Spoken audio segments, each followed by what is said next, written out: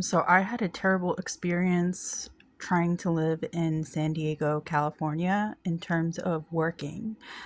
Socially, I had a wonderful experience. There are a lot of homeless people out there right now. I became friends with a lot of them, and I specifically became friends with two people who are related to each other that are also struggling to find jobs and struggling to get paid, but because they're part of the Latin community, it was easier for them to have access to resources.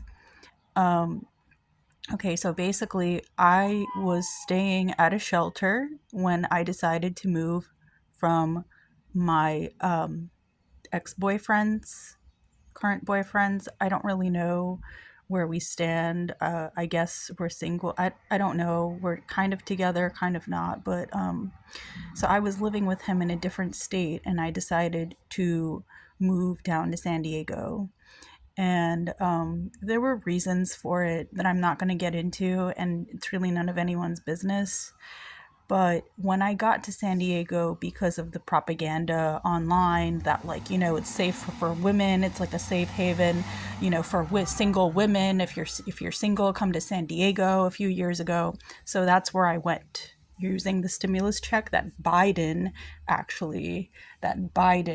put into our bank accounts. And so that's how I knew to go back there, because I visited there for one day and one night and one morning until I hopped on a bus to go up north and to be with my boyfriend. So I guess, so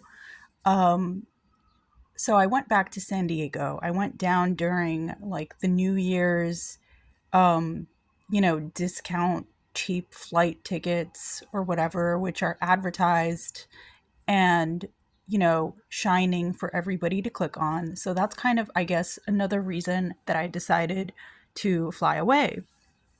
But when I got there, I had no idea that homelessness was going to be such an issue. So basically, what ended up happening was there were girls at the shelter that I, befriended, and, they had their stories where they were talking to me about, the gangs in San Diego and how sometimes, um, like situations such as drug muling would happen, and people would end up in jail on spontaneous reasons. And there was a job fair coming up. And when the job fair was heard about, a lot of the girls signed up and went to the job fair, and I was one of them. And I was hired right on the spot, and everything seemed to be going fine, except they wanted us to do a lot of different things for that, you know, minimum wage concession stand job for like the Padres baseball team. And what they wanted us to do was they wanted us to sign up for a bunch of, online login accounts to make a password and, to have a login. And then they wanted us to also have like a Workforce One account. And then they wanted us to sign all this online paperwork. And it was just a process. It was definitely, a grueling process. And mind you, um, I had no idea what I was signing up for, but they hired me because I had restaurant experience, and I just, have been working in the food industry coming from New York City. There were a lot of different places that I worked at. And so everything seemed to have been going fine until we started realizing that the new people that were working there for the first year that were hired at the hiring event weren't getting paid right. So they basically were cutting out 2 or more days from our paychecks without, even thinking about it. So we weren't getting paid our full paychecks, on top of the fact that our ID badges weren't coming in. So they refused to make me, like, for an example, an ID badge for a long time until they eventually made one, because I kept asking them about it. If I hadn't asked about it, they wouldn't have, I guess, made one. And so I just have like an ID badge laying around that ended up being completely useless. Um, Mind you, it's mostly Latin American community, and I had no idea that I had no idea that I would be sticking out like a sore thumb to that extent. So I was working with people, and I ended up having to speak Spanish, and that I was completely fine with that. That's actually a learning experience. If not, I prefer it to speaking English because, coming from a Russian Ukrainian background, Spanish it is, I mean, if that's what's going on right now. So basically, while I was working there were other issues that came up. Like, there was a person that actually we weren't allowed to eat food.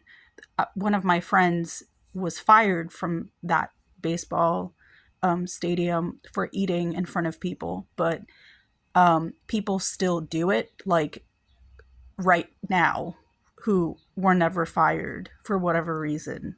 So basically, only because of the rules that you're not allowed to eat the food there while you're working would people, you know, feel like they either had the ability to sneak it and just not tell anybody about it, or they were simply fearful that they would get fired. So I was pretty much one of the fearful ones that thought that, she would get fired. So I didn't eat, except for one time when there was a ballpark eats concession stand where one of the leads actually encouraged us to quickly eat where nobody was looking. So I grabbed myself a plate of chicken fingers, and one of the guys actually ended up spitting in the food.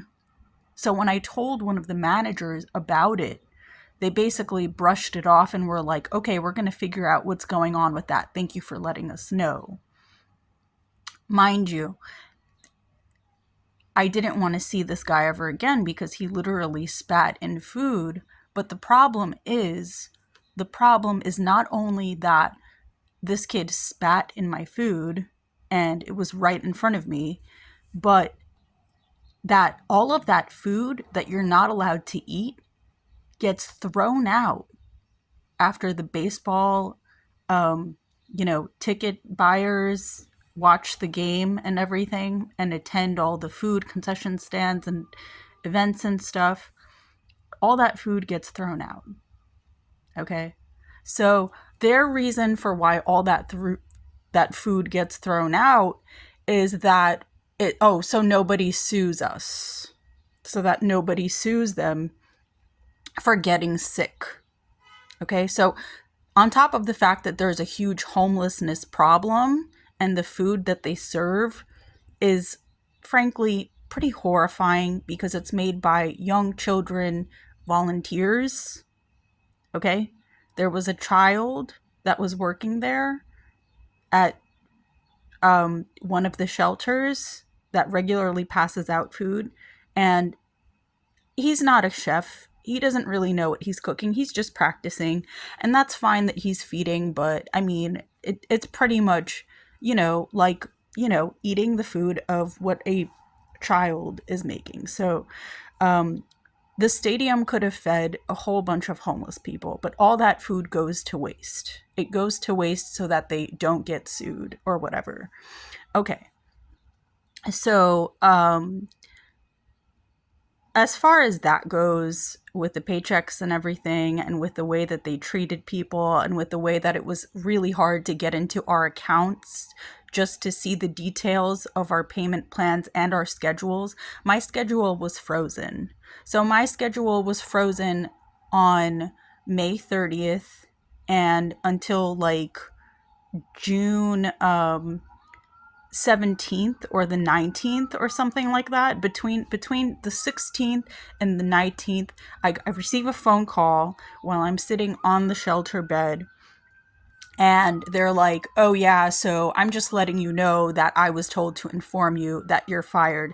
After the countless terminated, they use the word terminated, after those countless hours of trying to figure out where the rest of my money was in the paycheck, why they weren't keeping track of all those times that I had written my hours down, like it was just, it felt so scheming.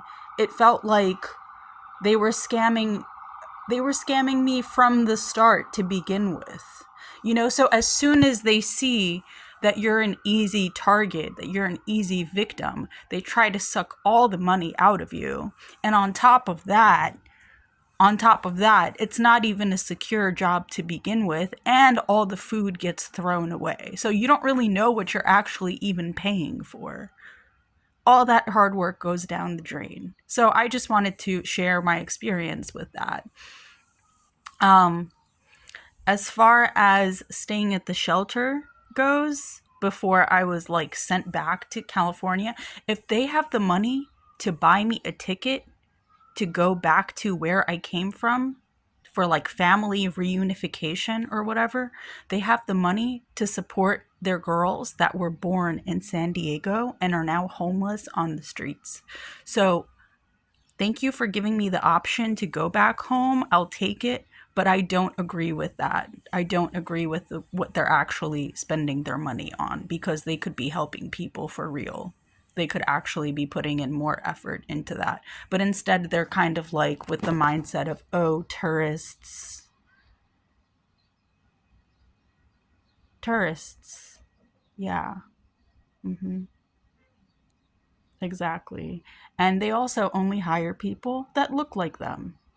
So what's that for diversity? What's that for diversity if you're only hiring other Latin Americans? I mean, I don't know. I don't know. I felt discrimination right there. But basically, I just wanted to share my experience with living in San Diego with you, because it was a positive one. I made a lot of friends there, real friends. But in terms of money, they don't want you to work there. They don't want you to succeed if you're not from there. They don't. They really, really don't. you know but throwing someone out for taking a selfie and for protecting herself because there was a guy that was taking advantage of the time he had to be in a room full of distressed women. I don't know. I don't know about that either. you know just something to consider before you decide to take the leap to move to a city like that. Maybe it is just better for you to stay with family. But maybe I will go back. I don't know. We'll see.